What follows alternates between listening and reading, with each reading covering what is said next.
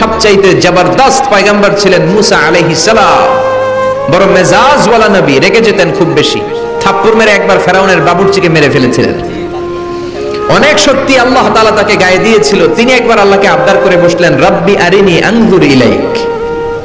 আল্লাহ, আপনি বলেছেন আপনারা দেখা যায় না, কিন্তু আমি দেখতে চাই। আমি কি করতে চাই? জোরে বলেন। আল্লাহ বললেন, লান তারানি, never you can see me, never you can see me. তুমি আমাকে দেখতে পাবে না, কারণ আমাকে দেখা যায় না।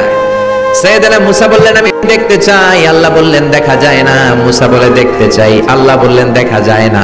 মুসা আলাইহিস সালাম বললেন, কথা বলেন না কেন? আল্লাহ বললেন, মুসা বললেন, আল্লাহ বললেন, মুসা বলে দেখতে চায়, আল্লাহ বলে দেখা যায় না।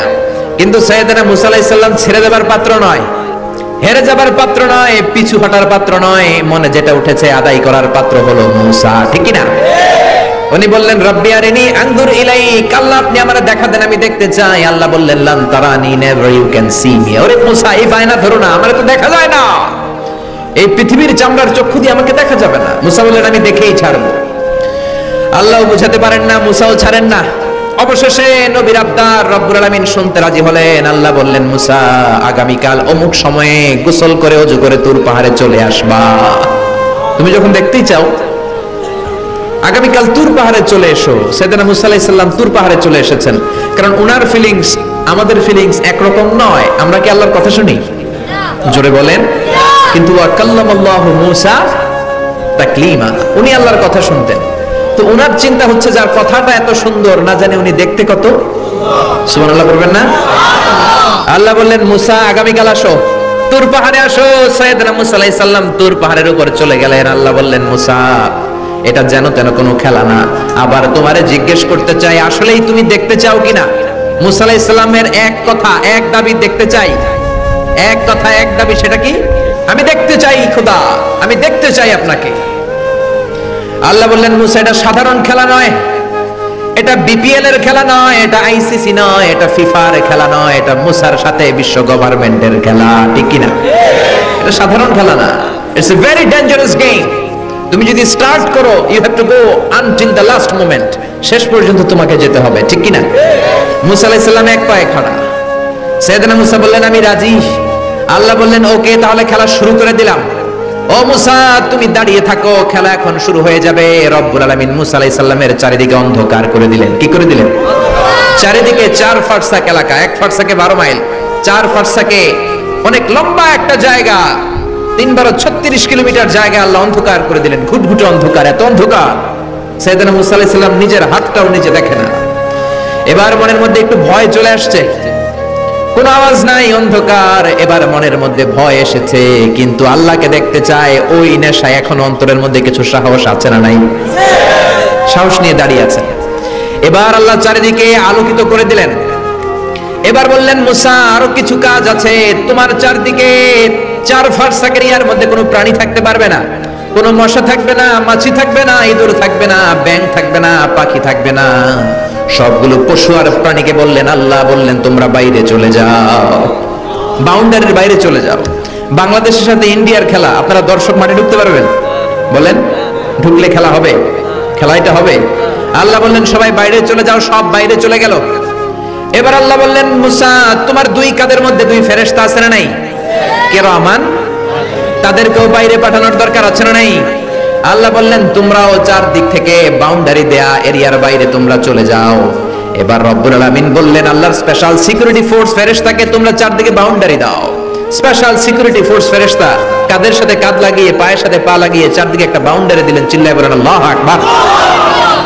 এবার সাইয়েদনা জিবরাইলকে আল্লাহ বললেন, ও জিবরাইল, তুমিও ঢোকার চেষ্টা করো না, তুমিও বাইরে চলে যাও। সুবহানাল্লাহ। সাইয়েদনা জিবরাইল বলে, আল্লাহ, আমাকে তৈরির পর থেকে, আমাকে রূহ দেওয়ার পর থেকে আজ পর্যন্ত তোমারে আমি দেখি নাই। সিদরাতুল মুনতাহা হলো আমার লাস্ট বর্ডার। ওই বর্ডারে কান লাগিয়ে তুমি যা বলো শুনি, ওই কথাগুলো নবীদের কাছে পৌঁছে দেই, এটাই আমার ডিউটি। আজ পর্যন্ত আমিও তোমারে দেখি নাই, তোমার নূর এখনো দর্শন লাভ করি নাই, আমিও দেখতে চাই।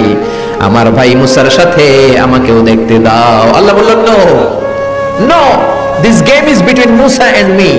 এটা মুসার সাথে আমার খেলা, তোমার তো খেলা নাই, ঠিক কি না? জিবরাইল, তুমিও বাইরে চলে যাও। সাইয়েদনা জিবরাইলও বাইরে চলে গেলেন। এবার একেবারে গ্রাউন্ড রেডি, স্টেডিয়াম রেডি, এবার খেলা হবে। খেলা কি হবে? জোরে বলেন কি হবে? মুসা আলাইহিস সালামের বিশ্ব গভর্নমেন্ট, আল্লাহর সাথে খেলা।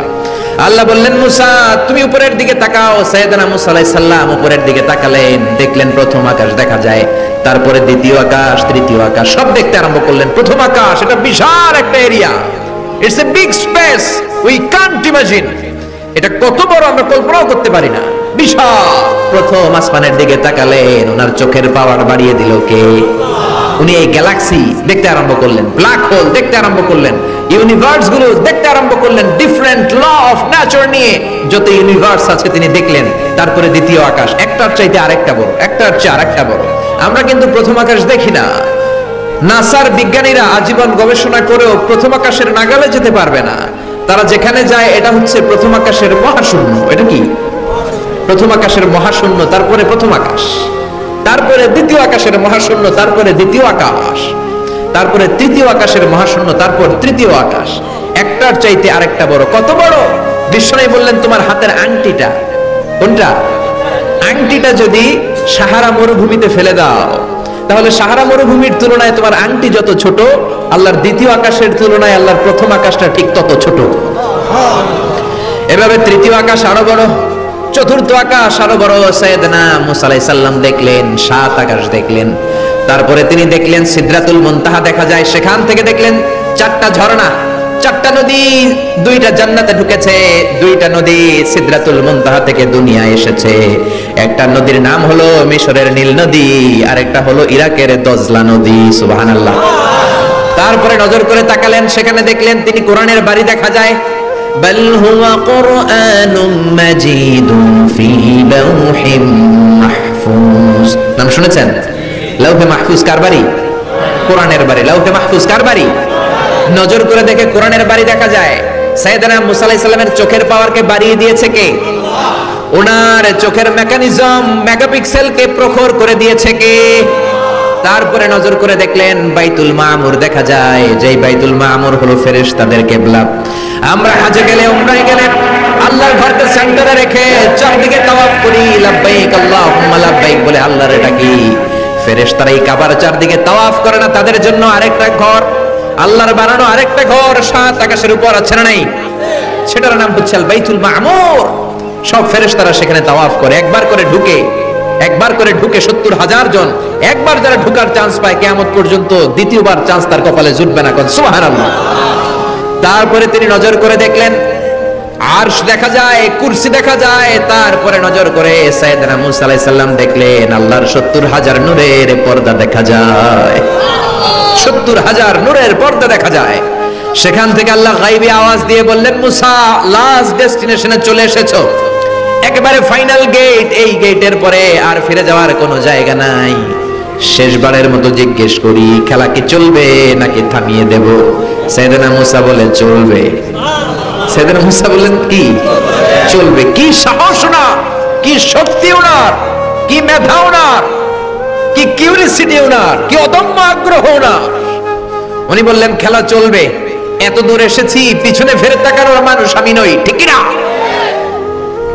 আল্লাহ বললেন মুসা তাহলে ঠিক আছে, খেলা শুরু হয়ে যাবে, একটু শক্ত হয়ে দাঁড়াও। সুবহানাল্লাহ পড়েন।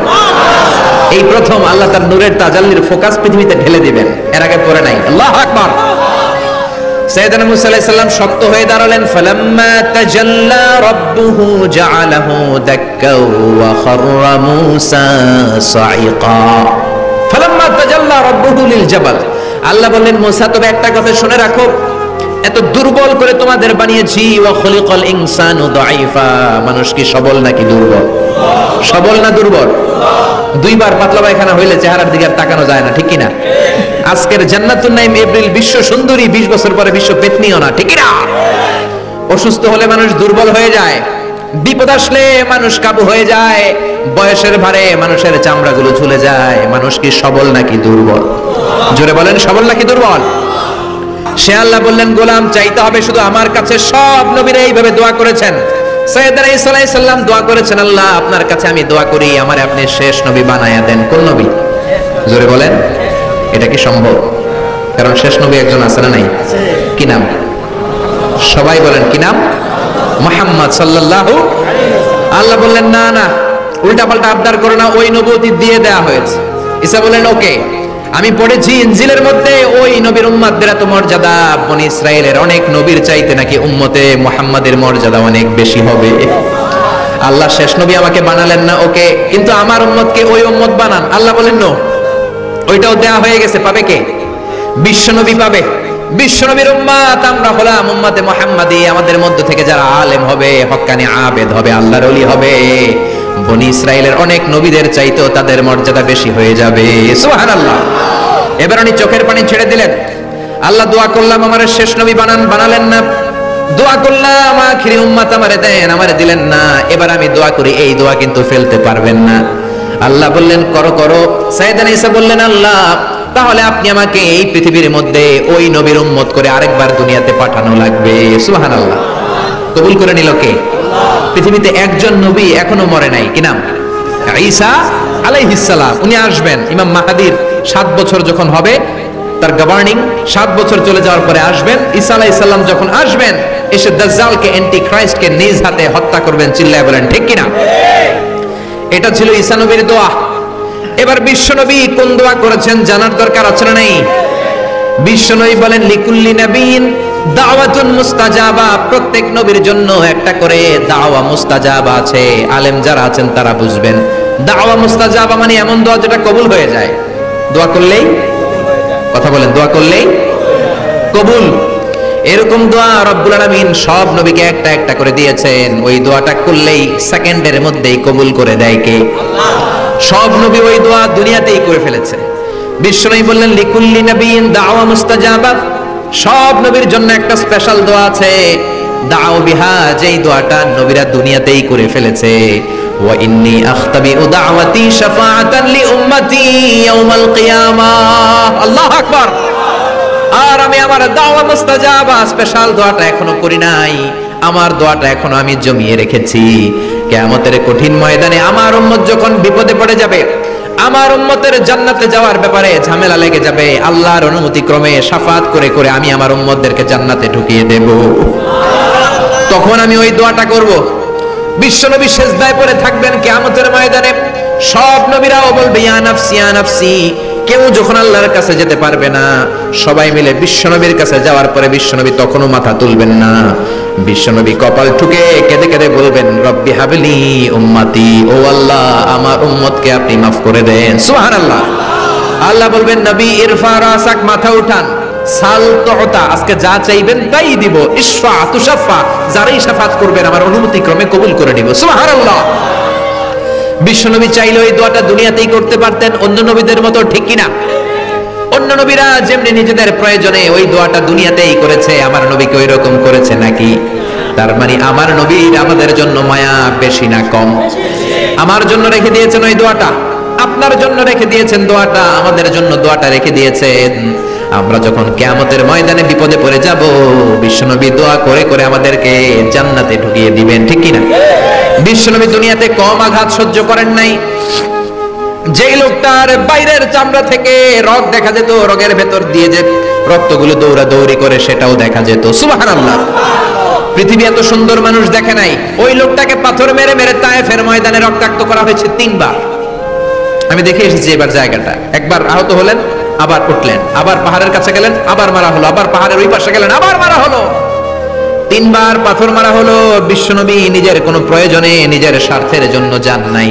তায়েফবাসীদের জান্নাত নিশ্চিত করার জন্য, তাদের ভালোর জন্য, তাদেরকে দাওয়াত দেওয়ার জন্য গিয়েছেন। তারপরও মায়ের আসানা নাই, তখনও বিশ্বনবী দোয়া করেন নাই। ওই দিন যদি দোয়া করতেন আল্লাহ তায়েফবাসীদেরকে আপনি শেষ করে দেন, সেকেন্ডের মধ্যে পুরো তায়েফকে পাউডার করে দিতে পারতো কে? উহুদের ময়দানে তীর এসে বিশ্বনবীর দাঁতের মধ্যে বিঁধে গেল, ঝরঝর করে রক্ত ঝরলো। ওই কঠিন দিনেও বিশ্বনবী ওই দোয়াটা করেন নাই, ঠিক কিনা? বদরের ময়দানে 313 জন সাহাবী নিয়ে বিশ্বনবী চোখের পানি ছাড়ছেন। আবু বকর বলেন ইয়া রাসূলুল্লাহ, ইয়া হাবিবাল্লাহ, মাথা উঠান। আপনি এমন ভাবে দোয়া করেছেন, আমার মন সায় দেয়, আমার মন বলে আজকের দোয়া আল্লাহ ফেরাবে না, ওঠেন। বিশ্বনবী চাইলে ওই দিনে বলতে পারতেন কুরাইশদেরকে আল্লাহ আপনি নাস্তানাবুদ করেন, করে দিত কে? প্রচন্ড ক্ষুধার সময় বিশ্বনবী যখন মক্কায় কেঁদে কেঁদে হয়রান, তখন ওই দোয়াটা করেন নাই, ঠিক কিনা? 3 বছর আত্মীয় স্বজন সহ শিয়াবে আবু তালেবে জেল খেটেছেন কয় বছর? জোরে বলেন। প্রথম বছর খেয়েছে ছাগলের গোশত, সবাই ছাগল পালতো, নিজেদের ছাগলের গোশতগুলো খেয়েছে। দ্বিতীয় বছর কোনো ছাগল নেই, ছিল ছাগলের রোদ্রে শুকানো চামড়াগুলো, পানিতে ভিজিয়ে ভিজিয়ে চামড়া খেয়েছে।